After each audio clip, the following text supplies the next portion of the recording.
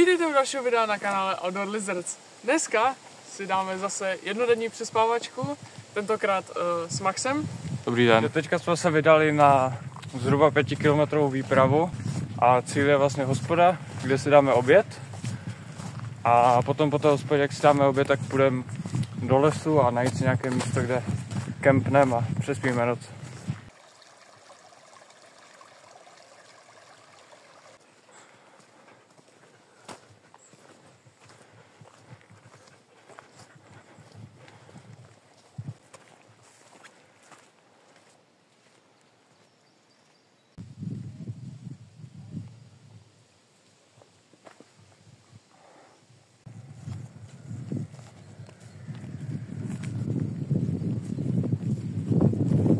No, už se blížíme k hospodě a jinak už jsme celkem tady na vrcholu, jako. Vypadá to tu pěkně, sice je jako mračno, takže není moc slunko, ale dáme si obídek a budeme zakempit. Yep.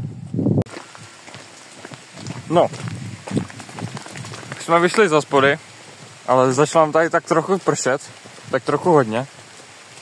Dneska tu teče voda všude. A ještě to má trvat. Ale už se jdeme udělat bejsku. Budeme si muset dělat přístřešek, protože možná bude pršet v noci, aby jsme nezmokli. Ještě jsme teda zapomněli říct, že nemáme sirky, zapalovač ani žádné jakoby podpalovače, máme jenom křesadlo. Jako prší celkem dost, sice tam je třeba modro, ale prší dost. No. Aspoň je to challenge. Jo. Tady to by bylo dobré matro na střechu. No, stáme zmoklem. Takže máme tady vitamínky. Zahrádky. Ze zahradky. Maliny hezky.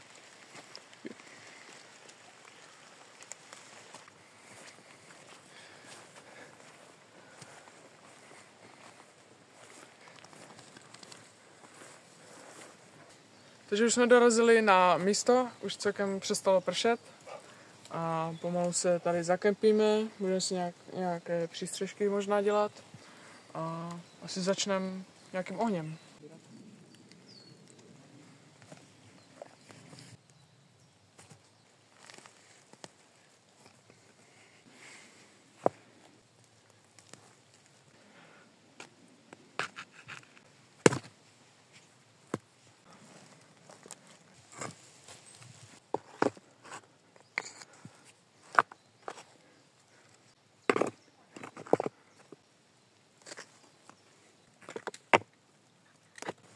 Takže základ bychom měli a teďka jdeme nazbírat nějaké dříví.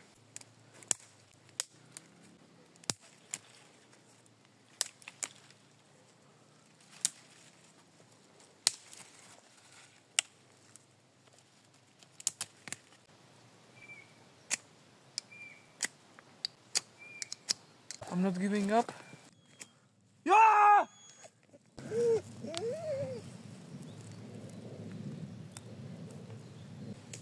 To bylo úplně easy. Takže už se nám povedlo pomocí křesadla, které bylo teda úplně na bobež, ale povedlo se tady mistrovi rozdělat oheň. Takže už tady máme. A tady už to tu zásobíme nějakým mokrým chlastím. Takže fire už se nám pěkně rozhořel a my si asi potom budeme nějak teda připravovat postele. Takže teďka se ještě předtím, než si uděláme nějaké postele, se půjdeme podívat po nějakých materiálech, třeba nějaké jídlo. Takže našli jsme tu maliníky, máme tady maliny, spoustu malin, takže kolektnem a půjdeme asi zpátky na bejsku, protože tady toho moc není. Akorát jako výhledy, no, tam nějaké skály a to je tak všechno. Takže mám tady nějakou mátu, s kterou si můžeme potom udělat čajík, plus mám tady plný ten levak. Tak mám plný malin a jdeme zpátky na bejsu.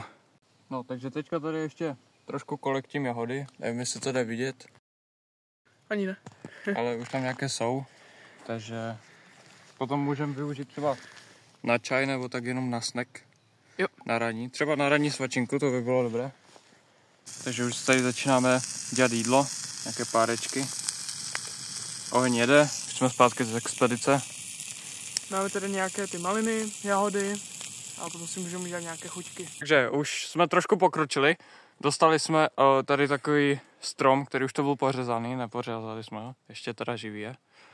A za chvilku by měl začít pršet. Takže ještě tady nahoru naházíme nějaké větve a tak. A budeme spát potom tady dole, no. Takže je 5 hodin, máme tady teda oheň už, si suším boty, suším nohy. Sam tam dodělává ještě ten příbytek. Bouřka nás možná trošku obejde, když furt to hřmí, takže uvidíme. A budeme teďka dělat bušty. Tady je test.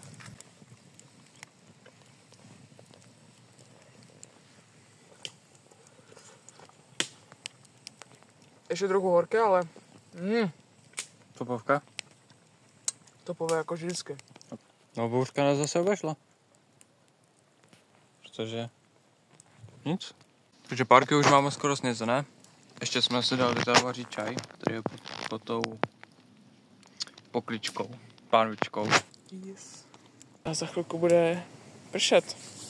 Jako asi hodně. Bude hodně pršet. Uvidíme. Už teď jakoby kape. Uvidíme, jak to půjde. Takhle je naše bejska. O to nevypadá, ale taková střížka.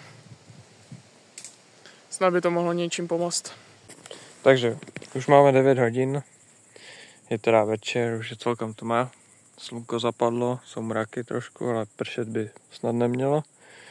A už máme tu spacáky pod naším přístřeškem.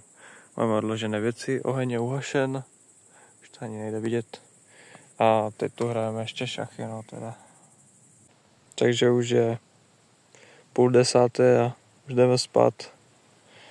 Uvidíme se teda ráno s bojem a šáteček. No, takže momentálně je ráno. Oheň jsem teda udělal, jde to trošku vidět. Je 5:45 a začalo zase úplně pršet, asi se dají slyšet. Takže se si zbalíme a půjdeme, protože nevím, nevypadá to, že by to mělo přestat. Takže aktualizace. Máme furt oheň. Sam už vstal. A furt trochu ještě prší. Ale asi by to mohlo přestat. A nevím, asi si uděláme nějakou snídani. Takže, little bit of salt. No, to jenom mám Masterchef Česko. No. Dáme si to s rohlíkem, protože je kvalita, že jo?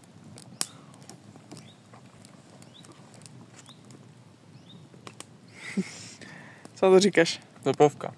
Akorát mi hoří koleno. Takže je 7:30 a už se balíme, věci všechny, oheň už je uhašen. Snídani jsme dojedli a půjdeme zpátky teda na autobus, na vlak a pojedeme domů. Yep.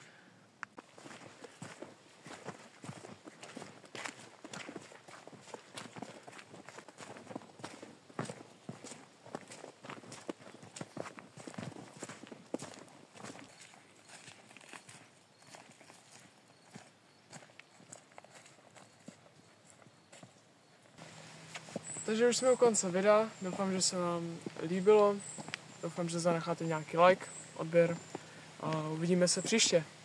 Ahoj. Nazdar.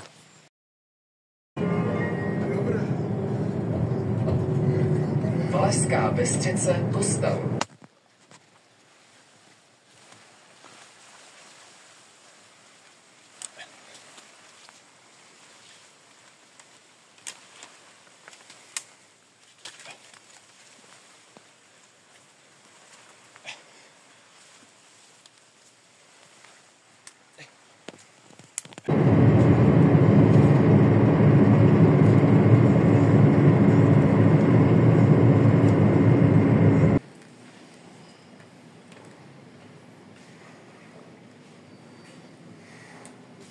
Hodnocení.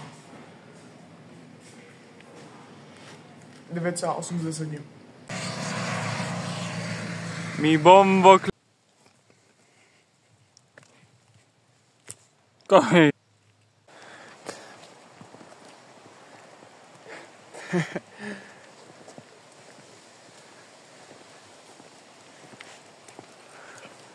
Mi bombo. Bude rakosníček.